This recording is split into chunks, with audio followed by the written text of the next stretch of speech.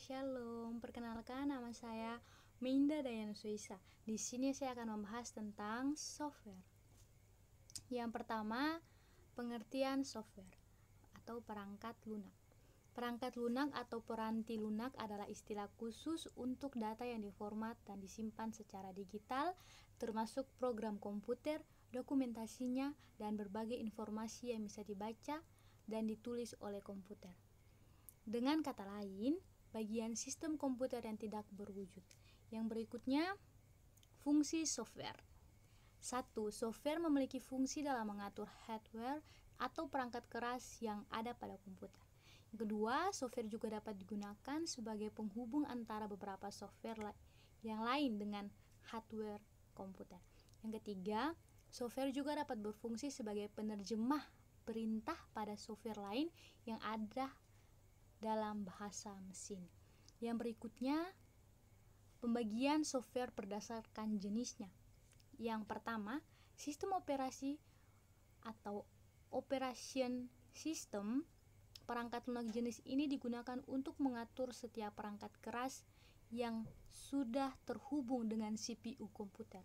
Selain itu, ia juga berfungsi dalam menerjemahkan aktivitas serta mengatur seluruh proses yang terjadi dan diperintahkan oleh user kepada CPU, sehingga perintah user tersebut dapat dikerjakan komputer dengan baik.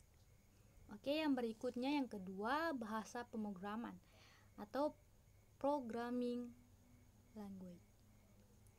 Jenis perangkat lunak yang satu ini adalah bahasa yang digunakan dalam pembuatan sebuah program. Yang ketiga, program aplikasi.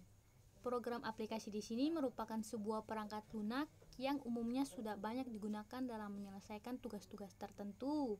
Dalam hal ini, hardware dapat berfungsi sesuai dengan tujuan pembuatannya. Salah satu contohnya adalah Excel, Microsoft Word, kalkulator, dan yang lainnya.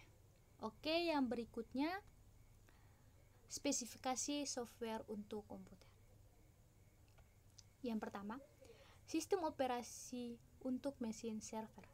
Beberapa di antaranya seperti Sun Solaris, Microsoft Windows Server, FreeBSD, varian sistem operasi Linux untuk server. Misalnya, Caldera, Debian, Mandrake, Red Hat, dan masih banyak lagi, serta sistem operasi khusus server yang lain. Yang kedua, aplikasi yang menunjang layanan aplikasi jaringan komputer. Hal ini seperti web server, DNS server, database server, remote desktop, dan aplikasi penunjang jaringan komputer lainnya. Yang ketiga, aplikasi untuk mengelola lalu lintas jaringan. Di antaranya seperti routing atau proses pengiriman data atau informasi yang dilakukan dengan meneruskan paket data yang dikirim pada sebuah jaringan satu ke jaringan yang lain. Oke, yang berikutnya beberapa contoh software di sini. Yang pertama ada Microsoft Office Word. Di situ juga ada gambarnya. Yang kedua, Microsoft Office PowerPoint. Ada juga gambarnya, dan Microsoft Excel, begitu pula gambarnya juga, dan Mozilla Firefox. Itu ada gambarnya juga. Oke. Demikian hasil presentasi saya.